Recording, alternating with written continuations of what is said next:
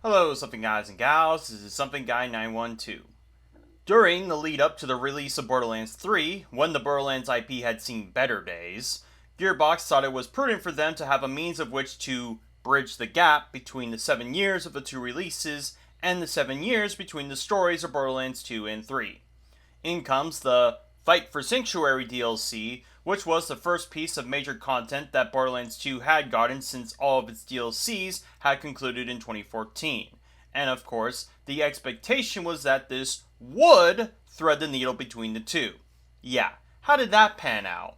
Although that fault doesn't solely lie on the Fight for Sanctuary DLC, as I imagine any amount of context between those two games could not possibly explain the stupid story decisions that Borderlands 3 ultimately made. As for it itself, with Borderlands 3's quality or lack thereof, it put a bigger spotlight in how Borderlands 2 would forever shadow the subsequent titles henceforth with how much content Borderlands 2 as a whole provided. But of course, we're here to discuss the Fight for Sanctuary DLC as a story. He said it! He said it! As I've now the opportunity to consider it in retrospect of covering Tales from the Borderlands at excruciating length. And like with my coverage of Wonderlands, this time I can provide my own coverage of the game and what I was able to discover through its main quest and some of the side quests that are available. So with that, take it away once again, Marcus.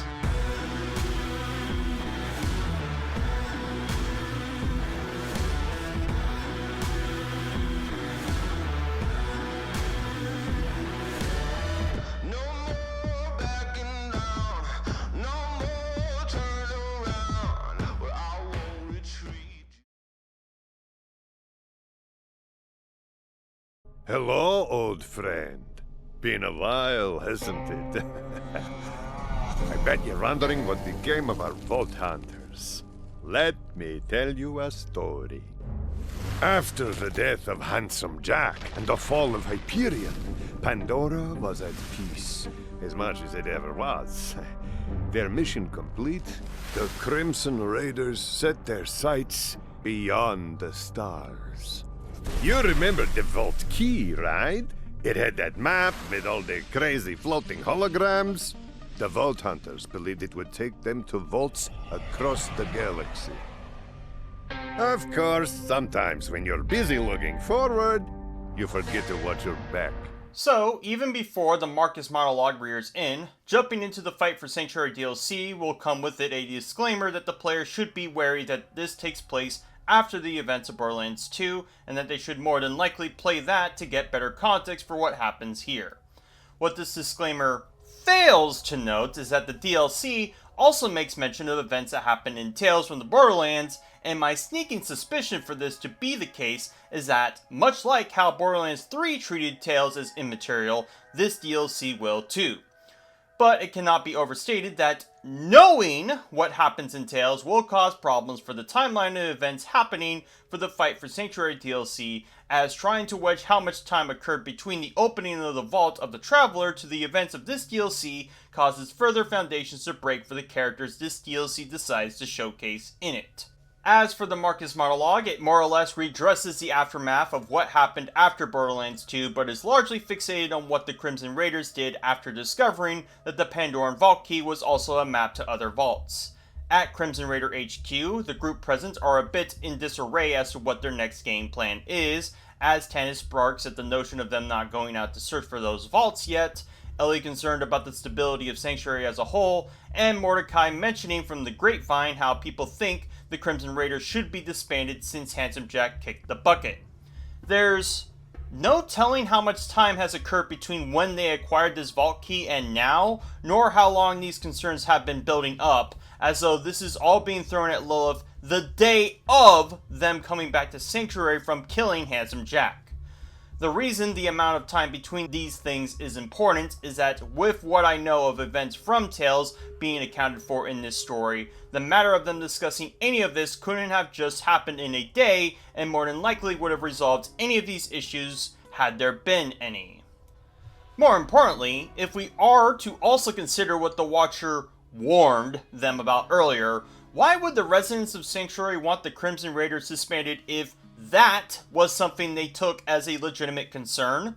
Why is our group talking like as though that conversation never occurred in the first place. I mean, sure, Gearbox certainly never took that, what the Watchers said, under any concern, as apparently the 9.2 billion COV dipshits lapping up Troy and Tyrene's propaganda didn't count as that impending war, but surely the Crimson Raiders shouldn't they? Something to also consider about this cutscene is that it is completely in third person, as opposed to when the cutscenes were at the very least within the POV of the person you were playing as. This was a sticking point that I made in Borderlands 3 whenever pertinent, and I should have known that this DLC's cutscenes were foreshadowing for what was to come of it. But the finer point that I made all those years ago is that not having the cutscenes in the player character's POV takes away any autonomy they could have in the scene, as though our effect on this world is secondary to what Lilith and her gang do, especially when it involves scenes in which our characters should be interacting with what's going on. Speaking of foreshadowing, Lilith herself is utterly silent in response to all of this, with Ellie expositing her character dynamic of not really being ready to take a leadership role with the loss of Roland. Yeah, wonder if that doubt occurred during her selfish desire to kill Athena because of what she didn't do during the pre-sequel, eh? But any amount of Lilith trying to stand up for herself or make calls gets suddenly interrupted by an attack on Sanctuary itself.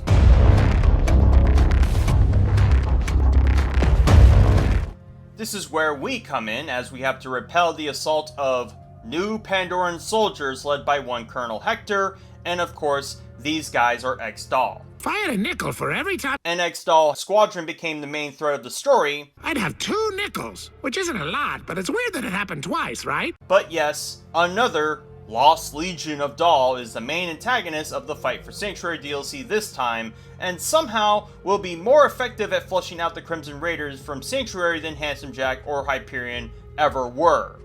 This is going to cause a lot of problems for the power scaling of things, not like Borderlands 3 gave a shit about that, but once more, the Fight for Sanctuary DLC will foreshadow much of where the writing went with the series going forward.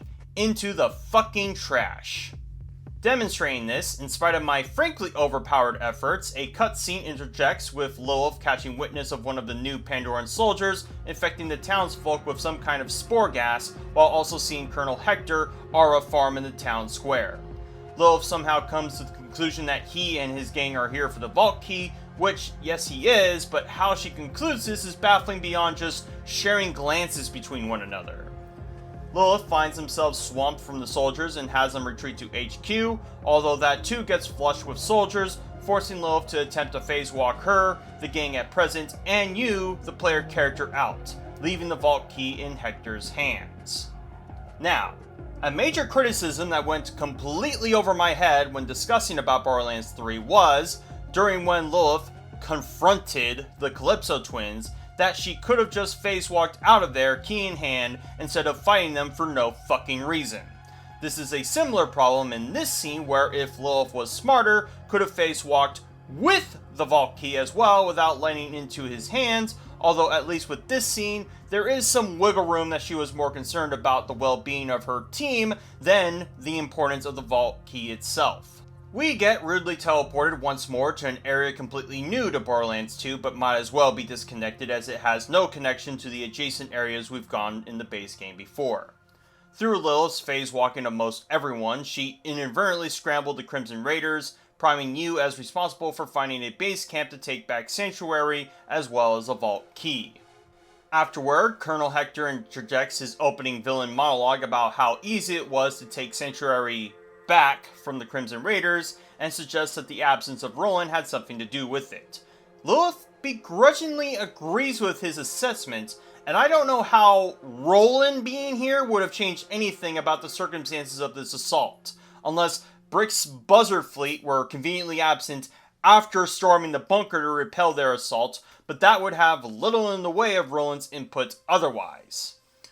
Also something to keep in note, Colonel Hector says that the vault key and Sanctuary are his once again, as to imply he had them and lost them somehow, and don't tell me at what time frame he would have had it with how many times it changed hands between the events of Borderlands 1 and 2 in mind, especially with what we know of what happened before the events of Borderlands 1 regarding Typhon de Leon, no less.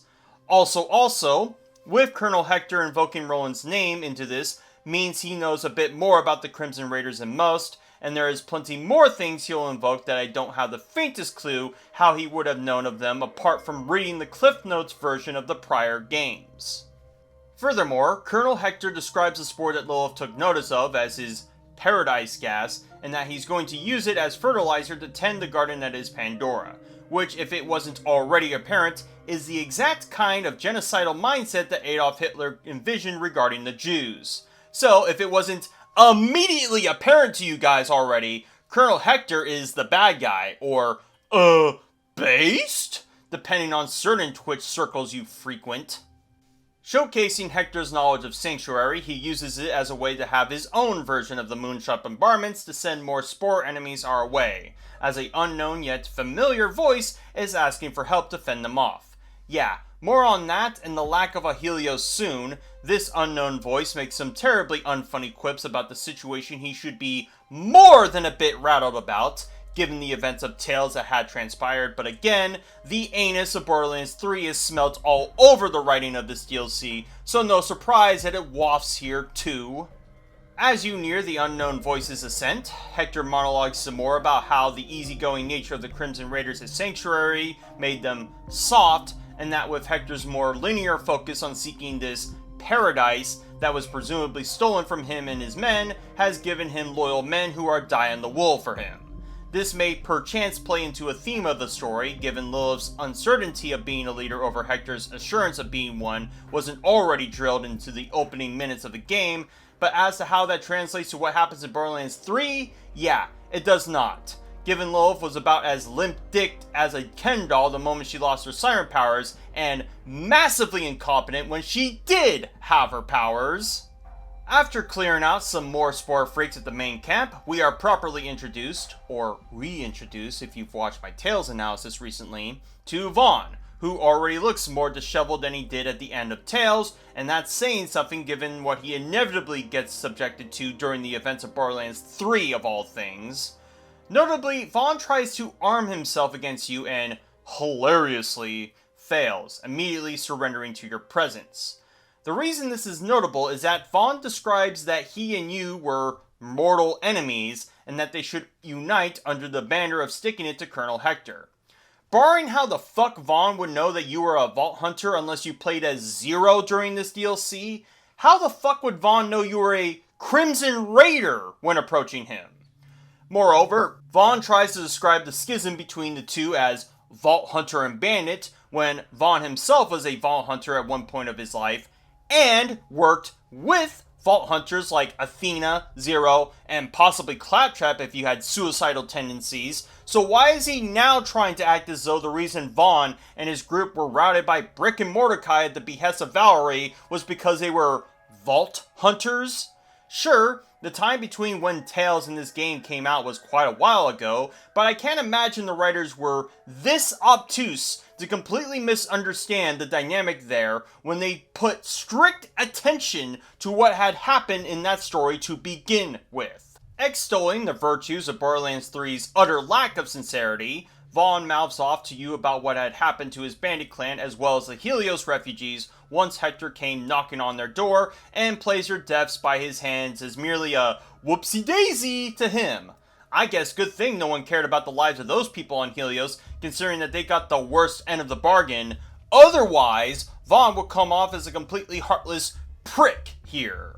Also, I'm sure you're wondering if this similar fate happened to Loaderbot, Gortys, or any of the people you hired to fight the Traveler, and the answer is speculative, but better ignored for the sake of this plot and what will be Borderlands 3.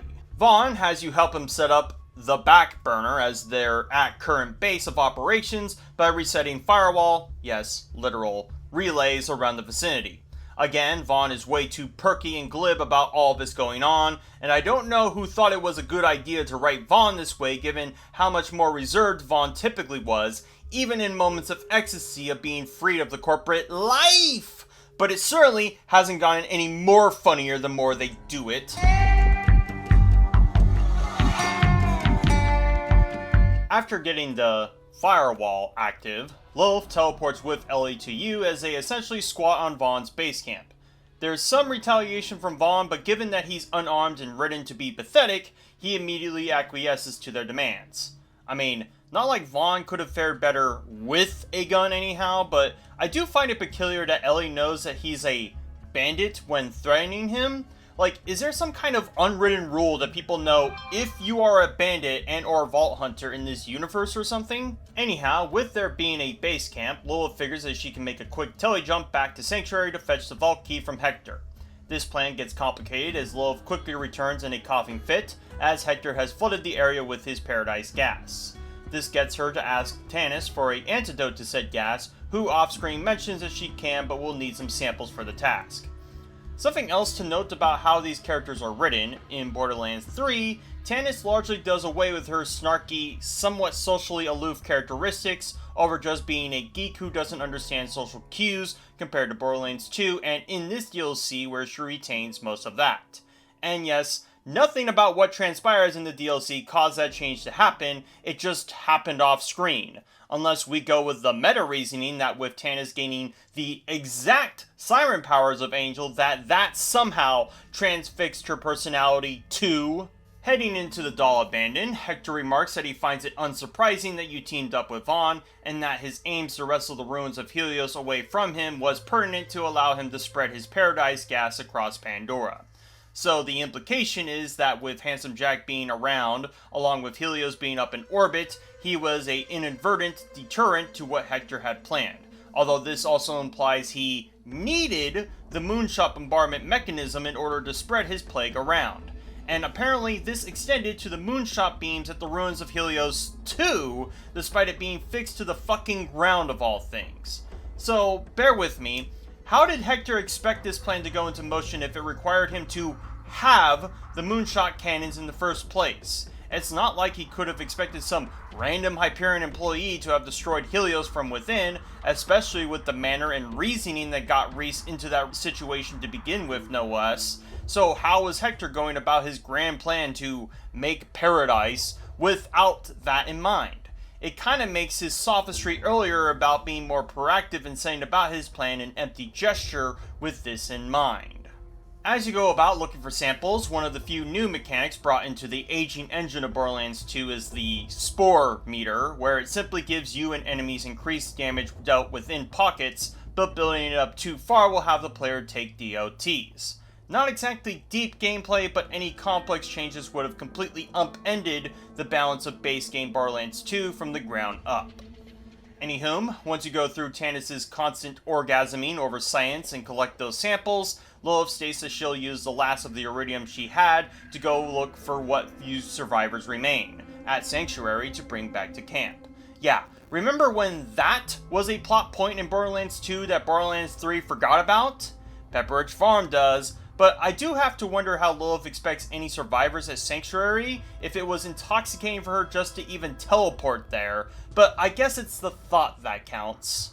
Once you return to the bunker and have processed the sample, Lilith also teleports back with Dr. Zed and Mad Moxie as the last survivors.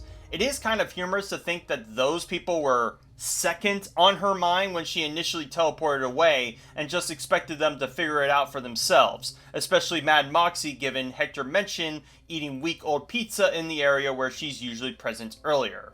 Maybe it would have been better had Mad Moxie turned into a plant monster and not have to stand her for what would be Borderlands 3 or that DLC involving her.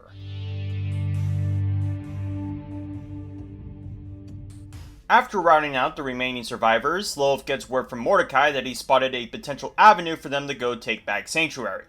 This gets interrupted by a counterattack of Hector's soldiers, prompting you to help get some more defenses online for the backburner.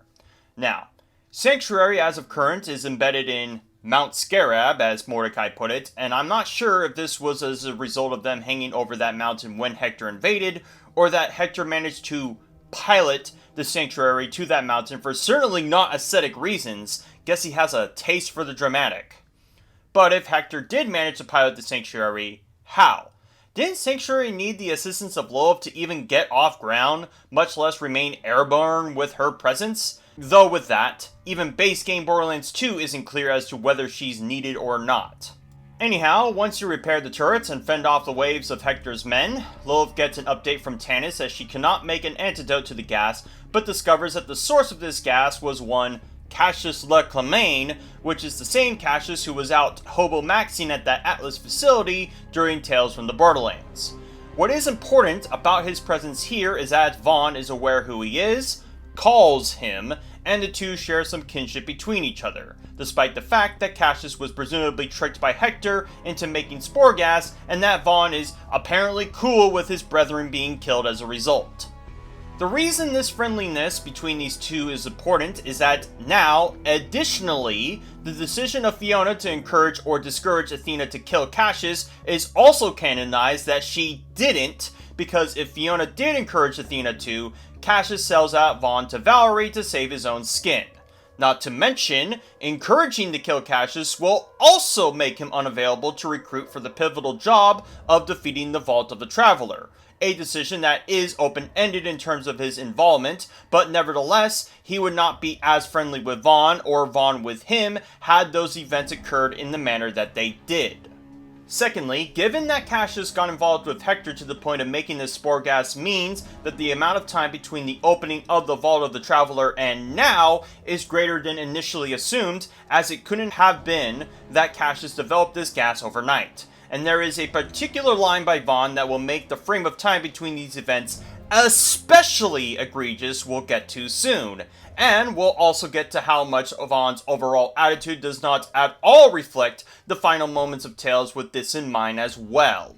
Anyhow, upon realizing that he was duped, Cassius points you to his secret laboratory held up in some dull mine to provide you the antidote needed to deal with the spore gas, with Mordecai having line of sight to the entrance of said mine.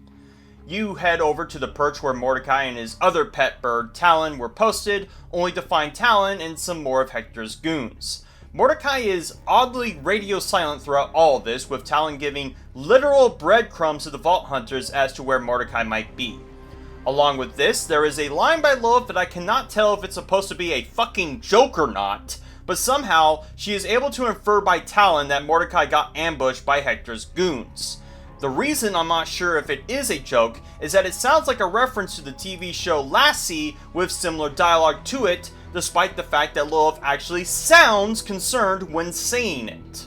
While you follow and pick up Blues' clues, Lilith goes on a spiel about how much Mordecai means to her and the Raiders, and that she can't afford to lose another person that has been with her since the beginning.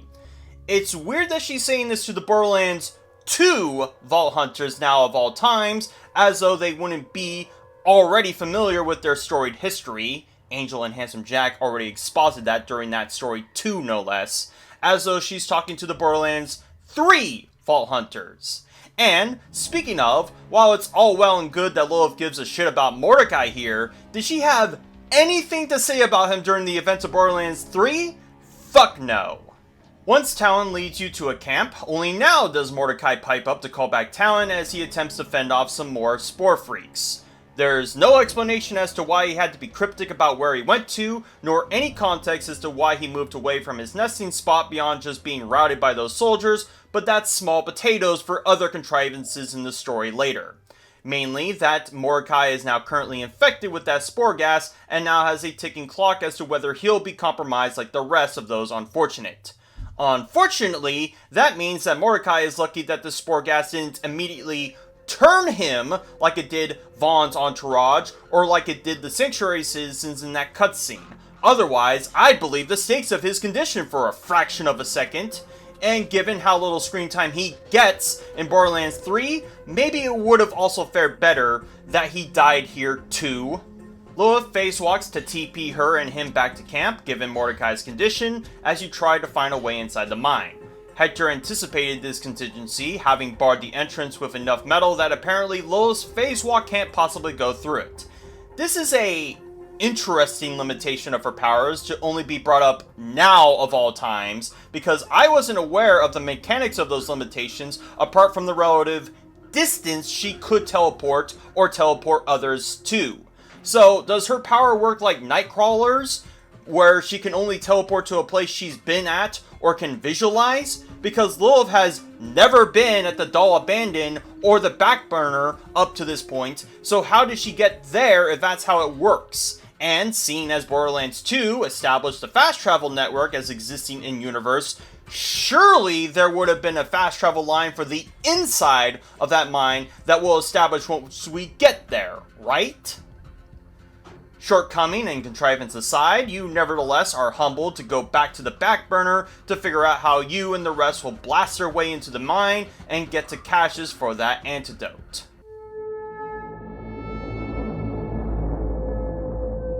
Lilith and gang try to find a means of which to punch through the defenses to get into the Doll mine.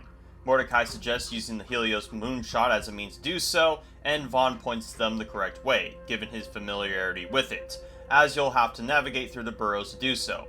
Not sure if this is the same pathway that Vaughn directed Reese when he introduced them to the wreckage of Helios, but there will be more than likely be some embellishments for the sake of gameplay in comparison to its depiction in Tales. Now, of course, with most normal DLCs like this come with it some side quests, and curiosity struck me as to what ones are available, so I interacted with Vaughn to see if any were relevant. Instead, what I got was a line from Vaughn that completely caught me off guard, yet simultaneously was horrendous for the continuity of the story going forward. Man, can't believe Cassius is wrapped up in this thing. I haven't seen that crazy old science dude in a super long time that doesn't challenge the canon of the story.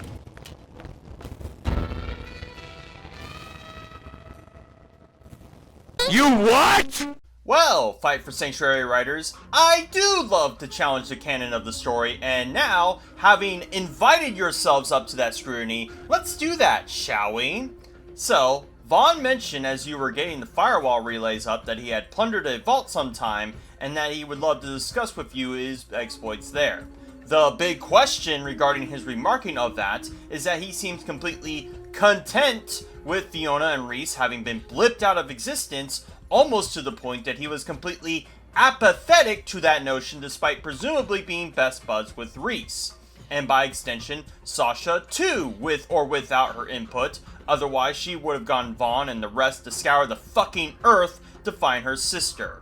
Are we just supposed to take at face value that there was nothing of value to their disappearance at the Vault of the Traveler that Vaughn, Sasha, and whoever you hired to plunder that vault just shrugged and went their separate ways after what they had collectively been through together?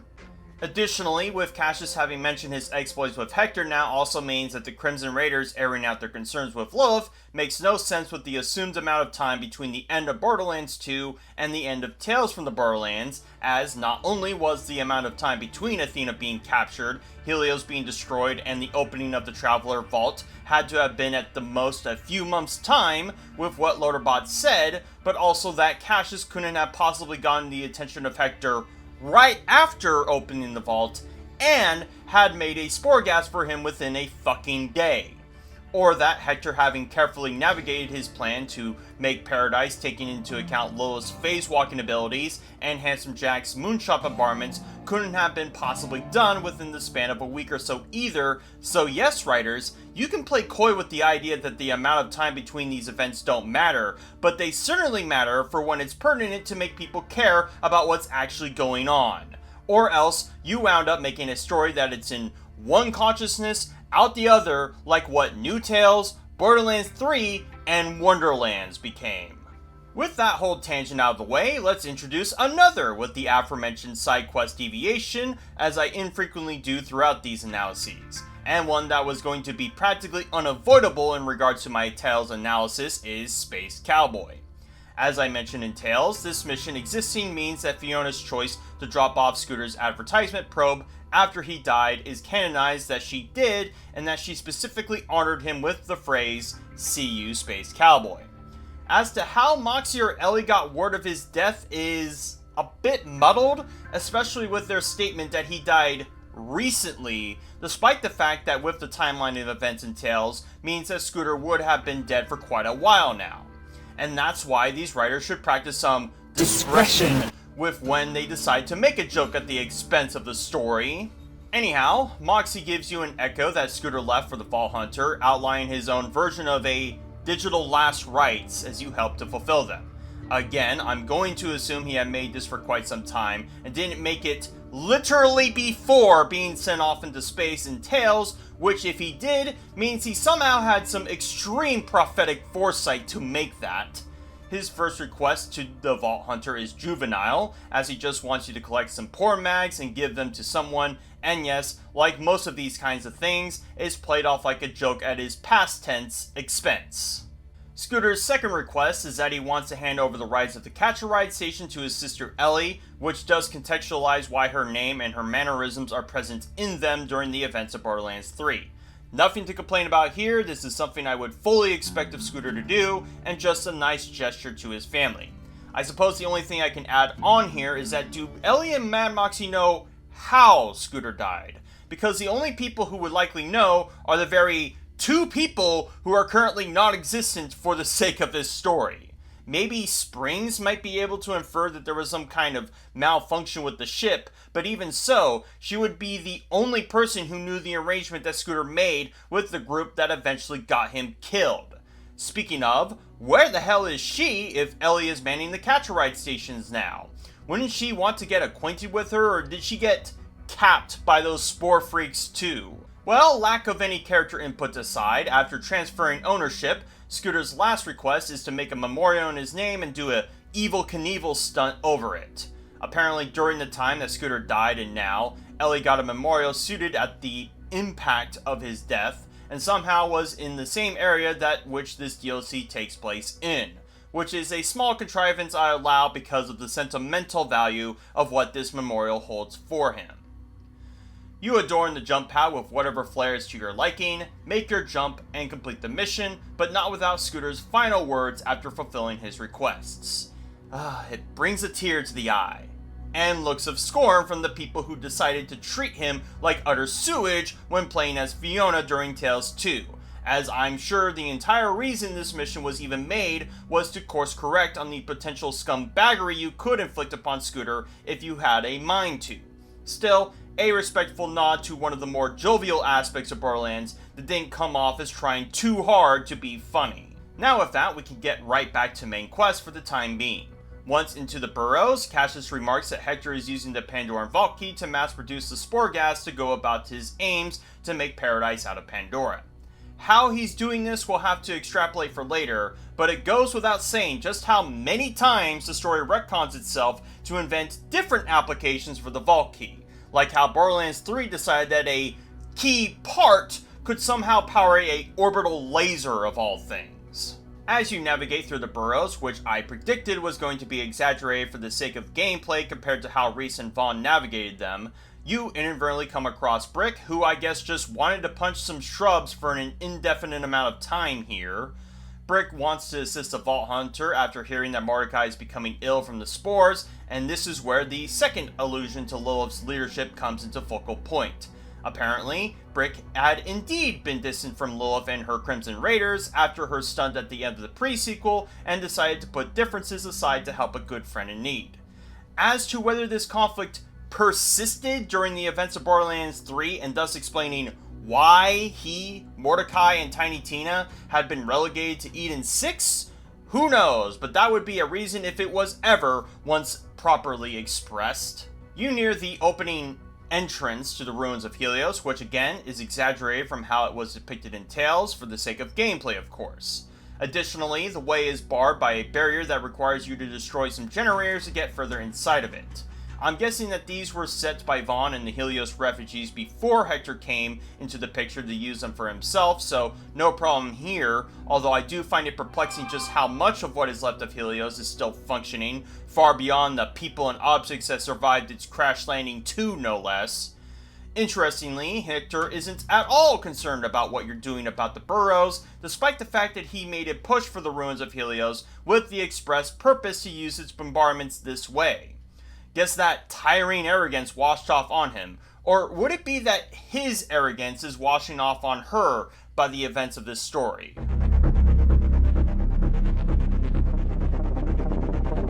After ridding of the defenses and the barrier, Brick decides for uncertain but certainly gameplay balancing reasons to hold off and go back to the back burner while you fight your way into Helios Fallen.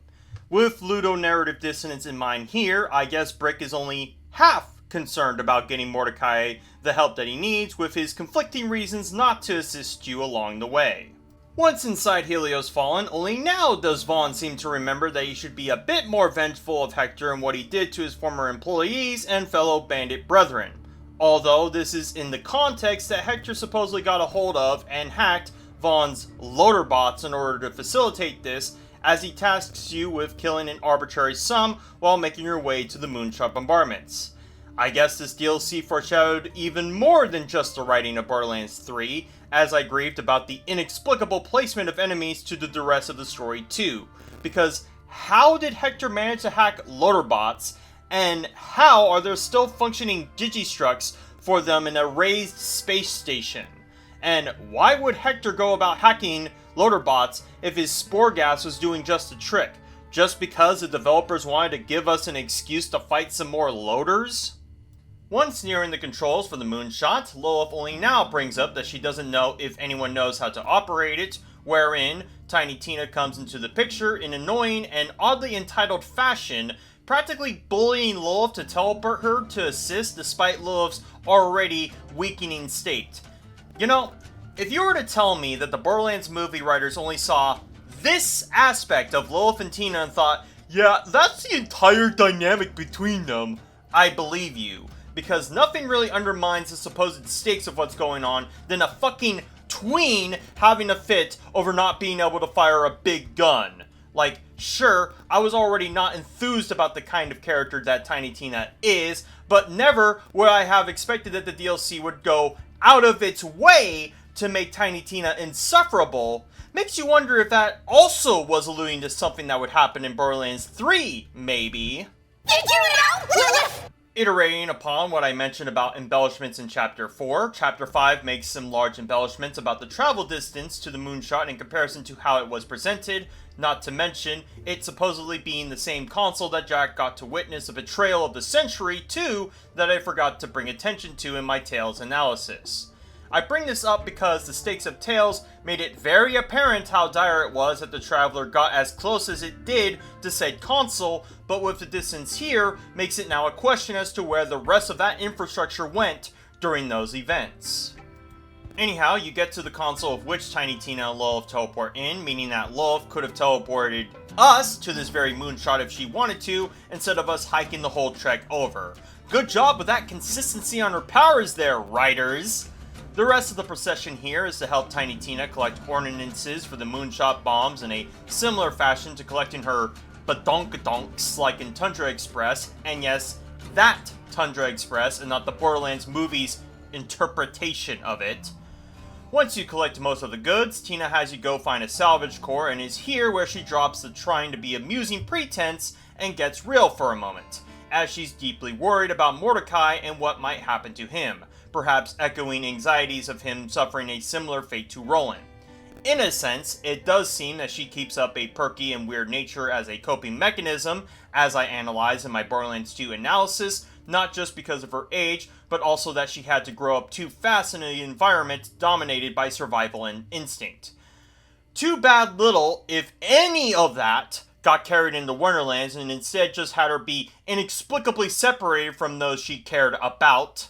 As another aside, with her concern over Mordecai, was this too an allusion to why she, Mordecai, and Brick had split off and worked for Wainwright in Borderlands 3, because of these events that she and Brick developed a sibling bond as well? Unfortunately, we'll never know, as just as she starts to get real, she gets a good guffaw out of us fighting our first real boss of the DLC named Uranus. Yes, that is the joke, start to finish. Even if this boss is a reskin of the Saturn boss in the Arid Nexus Badlands, and with a joke as lame as this, I don't want to give it the time of day. As for the boss fight itself, it probably would have been a tough fight, but fortunately for me, the Pimpernel makes any fight seem trivial. Killing Uranus was pivotal to getting that power core needed to boost the moonshot, while Tiny Tina once again bites the hands that feed the meta of the story by laughing at the mission objective as we do so.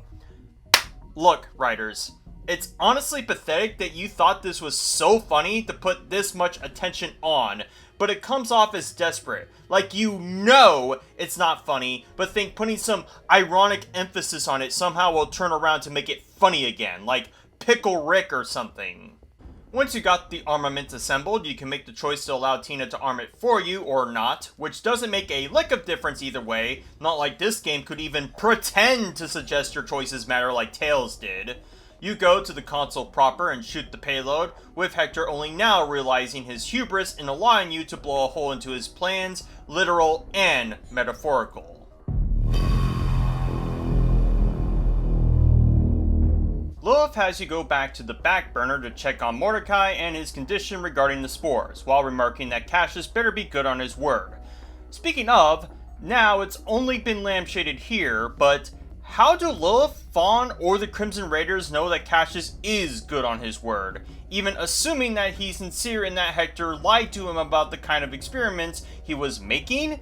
Even Tales makes it clear that he has a duplicitous side about him, with not only his obfuscation as to why he was at that Atlas facility, but also what he likely did under the heel of Atlas while there as well. So why are we just taking at face value that he's been merely hoodwinked into villainy? Burn at the backbacker, we come to Mordecai, whose state has considerably worsened since we last saw him, with Tina sobbing uncontrollably in witness to it. With Mordecai's infected state, Cassius figures that it's a good opportunity to collect a blood sample from Mordecai as a way to inoculate it into an antidote for anyone else who could need it. Of course, how Mordecai uniquely got infected this way as opposed to anyone else, much less our Borderlands 2 Vault Hunters who have been neck deep in these spores, is a question the story is not at all prepared to answer. As you head to the abandoned doll mine, Cassius imparts what is the only explanation for how Hector could have used the vault key to further spread his paradise gas around, as apparently Iridian technology has had some biological effect on the greater atmosphere of Pandora. So, does this pertain to other vault keys, like the one for Promethea or Eden 6 then? And people may say this is unfair for me to bring up, given that it's Borderlands 3's lore, but remember, this DLC was made in conjunction with the release of Borderlands 3, so they would be closely tied to one another in terms of what has been made canon. So would they? And apparently not, as no such mechanic around these vault keys ever gets brought up again, unless you take Tyrene somehow corrupting the Pandoran vault key as your comical stretch. As you near the entrance, Hector only now warns you that you're getting cross with him as you cross his tolerance for your existence at this point. A point that does make some amount of sense given what will be establishing sentimental value to this mine in particular. Although, I imagine that Hector should have already been opposed to you and the Crimson Raiders, seeing as you had killed plenty of his men in vain, and that you wouldn't have taken him kicking you out of Sanctuary lightly. Once into the Mount Scarab facility, there's not only some audio logs that Cassius left behind that can elaborate, as well as deteriorate, the matter of his exploits after Tales and before this story, but you'll also come across another side quest that can elaborate on Colonel Hector's backstory as well. These are things I will bring up when pertinent, but as for now, while you make your way to Cassius's good graces, Colonel Hector realizes Cassius's treachery and plans to infect him like the rest who get in his way, which will foreshadow the inevitable fate of Cassius. Cassius has you go and redirect the gas in order to continue your way to him, as he continues to obfuscate his immediately worsening fate as a result of doing so. Quite a humble sacrifice if I am to be discerned that Cassius is having all the spore gas enter into his facility so as to allow you to help make this antidote. Something that wasn't at all noted during his hypothetical selling out of Vaughn when his life was threatened earlier. But as I already explained, that couldn't have possibly happened with the rapport those two share when talking to one another. Intermittent of your arrival to Cassius, you can come across an audio log left by Colonel Hector that starts the side quest Echoes of the Past, in which we get some info as to what had became of Colonel Hector to lead him to what he is now. The Cliff Notes version of these audio logs is that Colonel, with his squadron known as the 191, were given a literal paradise by the brass at Dahl, and that paradise was Pandora. Hector and his men were slightly dismayed to discover that Pandora was a shithole, but nevertheless were relieved that their duties to a mining crew were less backbreaking than the wartime efforts they had partaken in. At some point later, they discovered an Iridian trinket, not exactly explicit as to whether this trinket was a vault key or vault key piece, but before they were able to profit from this, a deliberate cave-in had trapped Hector and his men in to die, but had managed to survive through the spore gas infections. This is where Cassius comes into the picture, where he had ran into these men and had facilitated a means of which to perpetuate the gas under the notion that he was creating a true paradise for Pandora, as was promised by the higher-ups at Dahl. Now, let's elaborate on some of the issues regarding this backstory. To start, how did Hector and his men get suckered into the belief that Pandora was a paradise, when in every mention of the planet has been explicitly advertised as a forsaken hellhole with only a vault as the silver lining underneath? Secondly, how would have Hector and his men ran into a piece of the vault key if 2 of them, during the events of Borderlands 1, were at the hands of bandits, and the third was inexplicably behind a Rakhai boss fight of all things? This is also assuming that what they did find was a vault key piece, as if they had been caved in on as a way for Dahl not to pay out for their efforts, which is equally dumb if they had supposedly sent Hector to help this mining crew find said trinket, then that means there wouldn't have been no bandit nor Tannis to retrieve it otherwise. Or at the very least, there couldn't have been a way for the vault key piece to trade hands if Hector and his men got caved in on, but given he said that the vault key are mine once again, implies that the trinket he discovered was that very vault key, completely intact, no less. Now, regarding Cassius, with his supposed discovery of the 191 in Hector would once again mean that the amount of time between the fight for Sanctuary and Tales is even greater than assumed, to the point that it puts into even greater emphasis Vaughn's disconcern for Reese or Fiona, but remember, we don't challenge the canon of the story here. Also, with Hector suggesting his familiarity with Sanctuary and having posted it at Mount Scarab, implies the Sanctuary wasn't always above the Caustic Caverns, and that it has freely flown around various Dahl facilities in the manner that we see it currently.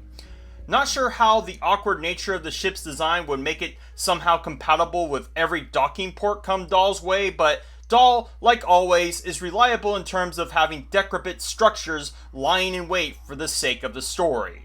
Once reaching Cassius's lab, which is not at all designed like a boss arena, he instructs you as to the means of which to create the antidote through coughing fits. Unfortunately, the blood sample got decontaminated itself as you were nearing his ascent, prompting you to collect a blood sample from Cassius himself as he's infected beyond repair, asking you to put him out of his misery. Well, guess Athena finally got that vengeance she so desperately wanted, just had to wait a few more months, I suppose. And I can't imagine that the writers having killed Cassius this way was done for anything else beyond that he was a small footnote in Tales as a story that his future survival wouldn't be that consequential, as opposed to having August or Sasha in this story in some form or fashion. Hell, even the writers only half commit to Cassius dying, as immediately after killing him, you get a few logs that even Cassius regards as oddly prescient in the off chance he died and wasn't able to complete making the antidote. So, am I to believe he made these logs literally as he was being infected by Hector, despite how he believed that he could use the antidote on himself if given the chance? Unless I am to believe that the writers were lacking so much confidence in the players to infer that they do the same thing they just did a minute ago with Cassius's blood as they did Mordecai's. It feels as though they had wrote themselves in a corner with how you went about killing Cassius. Now, with the antidote created and administered, the matter at hand involving Hector and Sanctuary can be redressed once more. You enter into what is the bottommost part of Sanctuary, with Lilith stating that she'll be joining you in the fight against Hector despite her previously waning iridium supply. Yeah, there's a reason she contrives herself here in a moment. As you ascend, Ellie has been keeping tabs on your progress and helps to point you the right way. She makes this weird quip about how Pandora being laden with fauna and trees is antithetical to the shit heap it normally is. And this is weird because of her supposedly making a environmentally friendly technical in Borderlands 3 as a offhanded gesture. Welp, anything for that Borderlands humor, right? There's some other clipping from our currently displaced Sanctuary residents, and yes, none of these are remotely insightful or humorous, whether that was the intention of either, as you serpentine your way to the main courtyard. Once you do, you come across Hector, who similarly, or perhaps foreshadowing, a certain other main antagonist, embraces himself to not only the spores he's been producing, but the Vault Key itself, as apparently doing so ensures his paradise of success. More on that later. You go through the procession of his boss fight, which is periodic moments where he shields himself under a certain threshold of damage as you again pick your way through vines and spores to do more damage to him. At some point, Lilith joins in on the fight, and like with her showing up during the Control Core Angel section, her being here now will be important for what Borderlands 3 establishes later. Inevitably, you defeat Hector, and Lilith has you go grab the Vault Key from him. Unfortunately, he was just pretending to be dead, and repels you with the supposed powers granted from said Vault Key. Lilith decides to make an executive decision and needs your help in ensuring that by grabbing a whole stockpile of Iridium for her to OD on to defeat him. Before she makes a call, she of course teleports you to safety, and in we get a cutscene of what I can only describe as the only necessary context you need to broach Borderlands 3 after playing Borderlands 2. Hector makes his last villain monologue about how he understands the true purpose of the Pandora and Vault Key being a map, and poses that Lilith can't take the Vault Key back from him without killing him in that map in twain. Lilith decides, bet, and nukes Hector, the key, and all of Sanctuary with it. Yeah, that would have been a cool move for Lilith to do instead of getting her shit kicked in by a fucking chokehold of all things, but Paracreep, when has that ever been a concern in a Borderlands game? And speaking of what Hector alluded to, which is of course the Great Vault on Pandora, how the hell was Hector privy to that knowledge but not Colonel Zarpedon? Remember, Elpis was apparently pivotal to opening this Great Vault, and she was neck deep inside its very core to understand what Forsaken knowledge it holds, yet apparently only had disconcerting info about the warrior? Am I just to assume that with Hector embedding the key into himself, that gives you everything you need to know? Because if so, then why would the Calypso twins need that key if they already knew everything about the Great Vault when Tyron quite literally messed it up at one point? Despite glassing Sanctuary, Lilith does make it back to the Burnbacker with the rest of the Crimson Raiders. Somewhat disgraced in having to blow up Sanctuary, Lilith recollects herself and tells her friends what Hector alluded to earlier about the greater purpose of those vaults, and figures that they need to search far and wide for them. So would that explain why the B team are notably absent from Lilith's crew? Because while that may explain why the Crimson Raiders are displaced to other planets, that doesn't explain Lilith's otherwise nonplussed reaction to seeing her friends again. Moreover, Lilith also states that they need to recruit more people to their cause, which I find incredibly rich as a concept, given Borderlands 3's Lilith was confounded by that idea when the COV came knocking on their doorstep. Also, this scene also contextualizes why Lilith was so keen on staying at Pandora, as she had a sense that the Vault Key was still on it, which I always chalk up to the notion that you can't actually destroy Vault Keys, like how there must always be a Lich King. And with that about does it for the fight for Sanctuary, and I'm sure you're curious as to what became of our Borderlands 2 Vault Hunters. Well, Maya got turned to fucking ash, Axon and Salvador became podcasters for some fucking reason, Zero became a jobber for Atlas, Gage became a wedding planner, and Krieg? I don't even know how to describe that DLC involving him.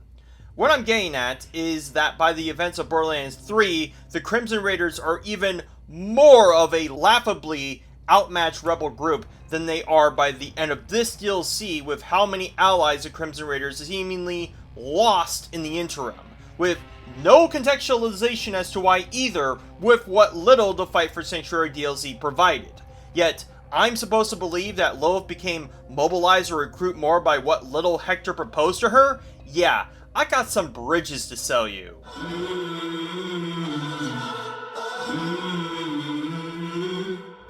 And that, fellow Borderlands aficionados, was the extent of the Fight for Sanctuary DLC. It was sold as a means to bridge the gap between Borderlands 2 and 3, but for my money, very little, if any, was properly bridged between it. All that the Fight for Sanctuary DLC properly explains is why Sanctuary was destroyed, why Lilith and her crew were doggone to leave Pandora in search of vaults once they acquired the Pandoran vault key, and why Vaughn became a permanent staple amongst their lot. Yes, literally, that's all this story helps to contextualize. Yet it does a lot more to hurt the ongoing story of not only Borderlands 2 and Tales, but also Borderlands 3, with transforming Lilith into a sandbag who would get confused by the concept of having a standing army, in stark contrast to the warning posed by the Watcher, but also by her own statements of wanting to recruit more badasses. As for the meta surrounding this DLC, it may have inadvertently caused more people to have a greater appreciation for Borderlands 2 as a whole, as opposed to drawing more interest in Borderlands 3, what with its shitty writing, overemphasis on humor, and further disconnect with its story in consequence of it being a video game. And no analysis would be spared without imparting what I would call themes in this story, as there is only one that is only sparingly brought up, that being leadership and what it takes to be a leader. This theme of leadership is only brought Lilith's way and called into question by Brick and Hector, the former seemingly indifferent or apathetic to it by Borderlands 3, and Hector only bringing it up to antagonize Lilith further. This may have been greater emphasized with the events of Borderlands 3 and how passive of a role Lilith took, but the only person who did do that also did it in the most insufferable, cunt-like way imaginable. So, Ava, you might have had a point, but for all the wrong reasons. The Fight for Sanctuary DLC is an interesting turning point for the delivery of the narrative of Borderlands going forward, as I often mention how much of its procession were distinct echoes of what Borderlands 3 would inevitably become, which may or may not be in due part to having the same writers for it in Borderlands 3. So thankfully, me omitting this for my Borderlands 2 analysis was for the best, as the tonal whiplash between those two would have broken my neck. The last thing I wanted to call attention to this very nature was how the final cutscene with Lilith and Hector notably puts the Borderlands 2 Vault Hunters' efforts in the rearview mirror. Sure, in the ending for Borderlands 2, you were not present either, but the camera did make it a point to suggest that we were still in witness to all this happening. Whereas with the camera perspectives in the Fight for Sanctuary DLC are devoid of that aspect, as though the Borderlands 2 Vault Hunters were ultimately secondary to what Lilith and her Crimson Raiders did, a feeling that carried constantly throughout the Borderlands 3's Vault Hunters, and may very well continue to carry with what Borderlands 4 provides. And it is with this distinct feeling of worthlessness that no doubt played into people's overall feelings of Borderlands 3 as a whole that made Borderlands 2 stand out as much as it did. Because if BL3 made you feel as though your efforts were for naught, then why should anyone care for their efforts in delivering the story? And that is it, folks. I wanted to get this out by July, what with Wednesday Season 2 nearing its approach come August, and had wanted to check that for better or for worse, so I'm glad I made that deadline at the very least. But we need to address a certain elephant in the room here. So, when I had finished my Tales from the Borderlands analysis, I had expressed interest in wanting to tackle Borderlands 4 as it too was nearing the horizon around the middle of September. That is, until Randy Pitchford decided to open his fat fucking mouth in trying to justify an $80 price tag for the game. Maybe I could forgive the price hike, even if this was done as a result of Nintendo having made the precedent for it, but it was his justification for it that really soured my interest in covering the game. Now, by the time of this uploading, Randy did walk that statement back, and Borderlands 4 is currently at $70, but the damage was already done. And I'm not going to cover this game unless it goes on a sale, just to stick it to these corporate cretins who insist of upping the cost of their games, but not upping the value those games actually provide. Not to mention, the game already has exorbitant deluxe editions, and no doubt will also have DLC to go along with it that will be price hiked as well. So, a $10 rebate isn't exactly a worthy apology for how money hungry Gearbox has gotten. So, with that, I'm not sure what kind of content I'll make after I do my Wednesday Season 2 analysis, even knowing that I still have a few more Borderlands titles to cover. Of course, odd architecture vids will be abound as I still have a THPS vid to make, especially now with THPS 3 plus 4 now available with even more maps to potentially cover once I've dried the well of maps for THPS 1 plus 2. As I usually aim to do with these analyses, I do have a Patreon with a minimum and maximum donation of $5 a month if you want to send it my way, as an appreciation for the amount of work I put into these videos and all else. All citations regarding this video will be on the pinned comment of this video, and this is where I bid adieu, but not before divulging some blooper reels of my recording sessions as one last gift to those who actually wanted to see those. So enjoy, and hope to see you in future videos.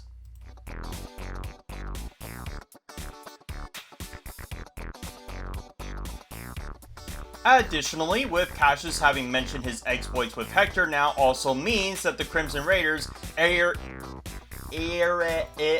Anyhow, you get to the console of which Tiny Tina and Lil teleport in shit, goddamn. Additionally, with Cassius having mentioned his exploits with Hector now also means that the Crimson Raiders airing out their concerns with Lilith. As another aside, with her concern over Mordecai, was this too an allusion to why she, Mordecai, and Brick had split off and worked for Wainwright in Borderlands 3 because of these events Try that again. Furthermore, Colonel Hector describes the spore that Lilith took notice of as his paradise gas, and that he's going to use it as fertilizer to tend the garden. Awkward. Secondly, given that Cassius got involved with Hector to the point of making this spore gas means that the amount of time between the opening of the vault and the Traveler... Demonstrating this, in spite of my frankly overpowered efforts, a cutscene interjects with Lilith acting witness of one of the new Pandoran soldiers infecting the townsfolk with some kind of spore gas, while also seeing Colonel Hector aura farm in the town square. I'm gonna have to do that again, that was weird. After rounding out the remaining survivors, Lilith gets word from Mordecai that he's fuck. God damn, man. Fuck. Now with that, we can get right back to main quest for the time being. Once into the burrows, once you've got the armament assembled, you can make the choice to allow Tina to arm it for you.